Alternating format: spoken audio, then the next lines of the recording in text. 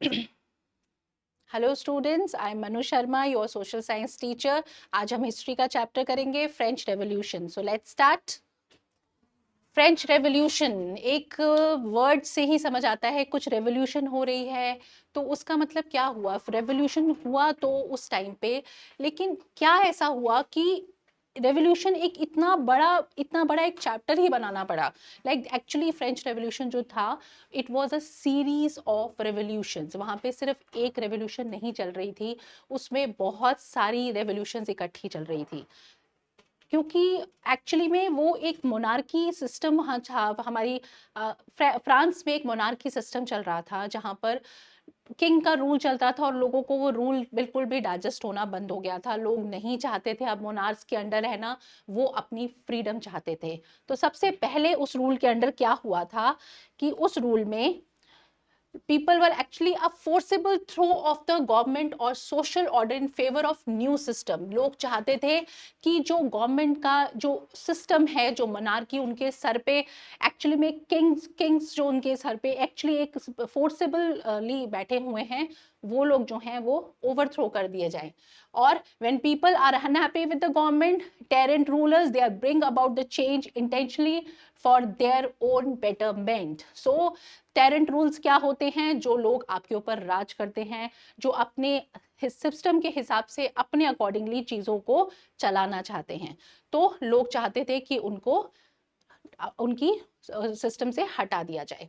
अब उन्होंने क्या किया? सबसे पहले एक प्रॉपर आपकी बुक का, अगर आप हिस्ट्री का एनसीईआरटी का चैप्टर सबसे पहले खोलेंगे तो फर्स्ट पेज पे आपको दिखेगा कि 17 सेंचुरी में there was a complete silence and there was something going on quietly there. और वहाँ पे क्या चल रहा था कि लोगों ने एक 7,000 ग्रुप के लोगों ने एक थॉट बना ली थी कि नहीं, हमको अब मोनार्क को गिराना है। दे वांटेड कि हम लोग एक मीटिंग करें टाउन हॉल के पास, लेकिन किंग को भी इसकी खबर लग गई थी। अब किंग ने क्या किया? किंग वांटेड कि कोई भी नजर आए साथ में, like there was orders, he told his troops कि ऑर्डर पास कर दिए कि अगर कोई भी साथ आए तो उनको शूट एट साइट कर दिया जाए। बट लोग भी कम नहीं थे, उन्होंने बैस्टल के कैसल पे ही अटैक कर दिया और कैसल को ही डिमोलिश कर दिया। एंड डिमोलिश करने के बाद अब उन्होंने एक और रेवोल्यूशन शुरू की, जहाँ पे एक किंग था जिनका नाम था लुइस 16, जो कि बॉनबॉन फैमिली के किंग थे। अब ये लुइस 16 का क्या मतलब हुआ, ये क्या नाम हुआ? जैसे हम लोगों की ब्लड लाइन्स होती हैं, हम लोगों के सरनेम होते हैं, वैसे ही जो किंग्स होते थे उनकी ब्लड लाइन्स चलती थी, डायनेस्टीज चलती थी। डायनेस्टीज क्या मतलब होता है? Fathers fathers, your ancestors, father के फादर, फादर के फादर। तो ऐसे ही जो लुइस 16, ये 16th बॉनबॉन फैमिली के 16 प्रिंस थे, and he was just 20 years old, and he was just 20, and he was age of 20 years he was married to the Austrian princess Marie Antonie, and he became the king of the king of the France. So but अब उनके साथ क्या issue हुआ था कि उनको he saw कि जब वो किंग बने तो the treasury was empty. Treasury क्या चीज़ होता है? खजाना। किंग्स के पास खजाना होता है। अभी हमारी गवर्नमेंट के पास है, उनके पास भी ट्रेजरी होती है। जो हम टैक्सेस देते हैं वो उनके ट्रेजरी में जाता है। ऐसे ही जो बॉनबॉन फैमिली के लुइस 16 थे, उन्होंने देखा कि खजाना खाली है, ट्रेजरी इज एम्प्टी। अब उसके क्या रीजन थे? ट्रेजरी एम्प्टी क्यों थी? Let's see. Years of war. The 7 years of war was a global war fought between 1756 to 1763। अब इतने सारे wars हुए, उनके लिए आर्म्स चाहिए, एमिनेशंस चाहिए, सोल्जर्स चाहिए, मेंटेनेंस चाहिए। ये रीजन था।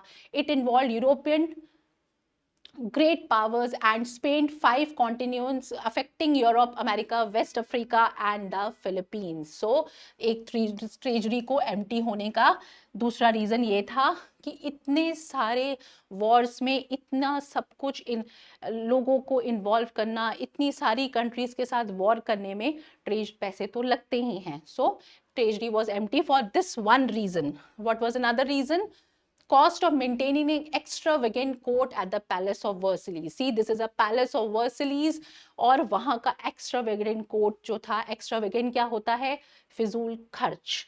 फिजूल खर्च मीन्स पार्टीज डाल दी, पार्टीज करना, lot of parties, lot of people were invited, big lavish dinners were done. So that was an extravagant court which has to be maintained. For one, that was another reason for the treasury, it was empty. और उसके बाद और क्या reason था, France helped 13 American colonies to gain their independence from the common enemy Britain. अब इसमें France ने एक अच्छा काम भी किया था, उन्होंने कितनी सारी कॉलोनीज, कितनी कॉलोनीज, 13 अमेरिकन कॉलोनीज को इंडिपेंडेंस दिलाई थी कॉमन एनिमीज किससे, ब्रिटेन से, और ब्रिटेन को से उनको इंडिपेंडेंट हुए थे, फ्री कराया था फ्रांस ने, और उससे उसकी वजह से भी ट्रेजरी एम्प्टी हुई थी. और क्या रीजन था, The war added more than $1 billion liver to debt that had already risen to more than 2 billion liver. अब ये liver क्या चीज होती है, liver is a currency. Liver एक करेंसी है, जैसे हम लोग की करेंसी क्या है, रुपी है, इंडिया की करेंसी रुपी है, अमेरिका की डॉलर्स है, वैसे ही उस टाइम पे करेंसी थी लिवर्स, जो कि बाद में बंद हो गई थी. तो ये अब ऑलरेडी 1 बिलियन तो था ही, and it had reason to 2 billion livres, जो करेंसी का कॉस्ट पड़ गया था. Livres a unit of currency in France discontinued in 1794. तो आपको ये भी क्वेश्चन आ सकता है कि लिवर जो करेंसी थी वो किस टाइम पे डिसकंटिन्यू हुई, और वो डिसकंटिन्यू हुई 1794 में डिसकंटिन्यू हो गई. और क्या रीजन था, lenders began to charge 10% interest on loans. अब लेंडर्स कौन होते हैं, जो कि आपको लोन देते हैं. अभी भी मनी लेंडर्स आपको मिलते हैं, बैंक्स देते हैं लोन्स, उस टाइम पे बैंक्स नहीं होते थे, मनी लेंडर्स लोन देते थे. मैक्सिमम 2, 3, 4%, 5%, 6% मैक्सिमम इंटरेस्ट होता है, लेकिन उस टाइम पे लेंडर्स ने जब किंग को लोन देना शुरू किया, या किसी को भी वो लोन देना शुरू करते, उन्होंने 10% पे लोन देना शुरू कर दिया. सो उसकी वजह से भी ट्रेजरी एम्प्टी हो गई, बिकॉज लोन जितना हम लेते हैं उस पर अगर 10% इंटरेस्ट लगता है तो ऑब्वियसली मनी का अमाउंट ऑलमोस्ट डबल हो जाता है. अब increase taxes to meet his regular expenses such as the cost of the maintaining an army, the running government offices और यूनिवर्सिटी. अब ये तो सब रीजंस थे कि ट्रेजरी एम्प्टी क्या थी, पर अब जो हमारे लुइस 16 थे, उन्होंने इसका सोल्यूशन क्या निकाला, उन्होंने क्या सोल्यूशन निकाला, उन्होंने इंक्रीज कर दिया टैक्सेस को.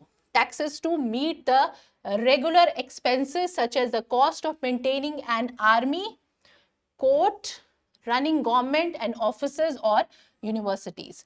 तो उन्होंने ये सब चीजों के ऊपर टैक्सेस लगाने शुरू कर दिए. अभी भी अगर हम देखें तो हमारी एक छोटी छोटी चीज़ों के ऊपर जीएसटी होता है, वो सब क्या है, टैक्सेस. ऐसे ही उस टाइम पे लुइस 16 ने अपनी ट्रेजरी को भरने के लिए सोल्यूशन निकाला कि प्राइस जो है इंक्रीज कर देते हैं और टैक्सेस लगा देते हैं चीज़ों पे. अब उसके टैक्सेस लगाने से क्या हुआ, अब से टैक्सेस लगाने से लोगों में एजिटेशंस आ गई, लोग गुस्सा हो गए, लोग बहुत नाराज हो गए.